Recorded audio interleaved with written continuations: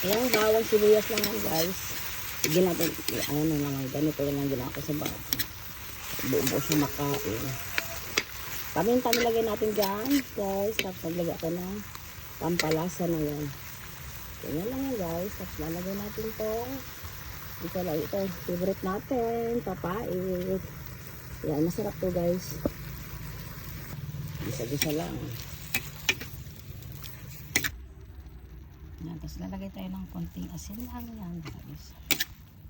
Rin ulit natin. Try nyo to guys. Masarap to. Papait. Hindi ko alam kung anong ano nito eh. Kasi ang alam ko lang papait yan guys.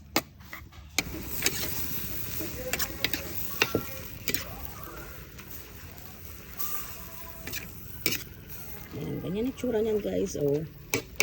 Yan, sarap nito. Try nyo. Tapos marami siyang bawang.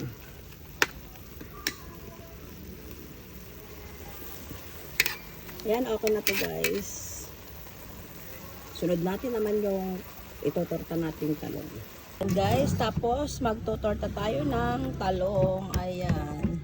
Ilang pirasong talong yan guys. Yan. Lagyan natin siya ng madaming egg.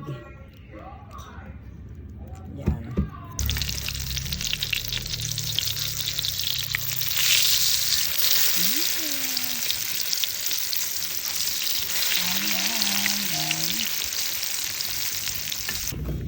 Ayan na po guys ang ating pananghalian guys. Ito guys yung papait. Ginisa lang natin yan sa bawang sibuyas.